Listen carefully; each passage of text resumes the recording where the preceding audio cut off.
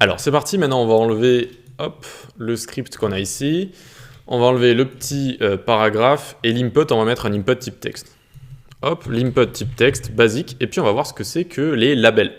Donc ici déjà j'ai envie de mettre le bouton en dessous, donc sans CSS très rapidement on a juste à faire un petit élément breu comme ça saute des lignes en fait, voilà, hop, ça permet de sauter de lignes, et donc de mettre le bouton en dessous facilement sans CSS.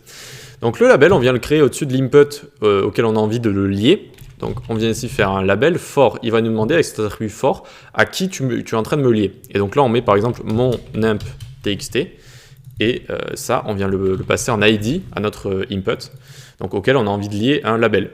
Et maintenant, on peut écrire ici, renseigner votre nom, par exemple. Alors, renseigner votre nom, votre prénom, tac. Et directement, ça va rajouter un texte. Alors ici, on va rajouter des petits éléments breux pour sauter à la ligne. Et donc, regardez, si je clique sur le texte, c'est comme si j'avais cliqué sur l'input. Donc, c'est pas mal niveau expérience utilisateur. Et donc, directement, je vais pouvoir renseigner mon input comme ça, en ayant donné des informations. C'est à ça que ça sert un label, hein, pas plus dur que ça. Vous allez lier du coup un label à un input et vous allez pouvoir décrire à vos utilisateurs ce que vous avez envie qu'ils fassent sur votre site, les infos qu'ils doivent donner tout simplement. Voilà, donc le label, pas plus dur que ça.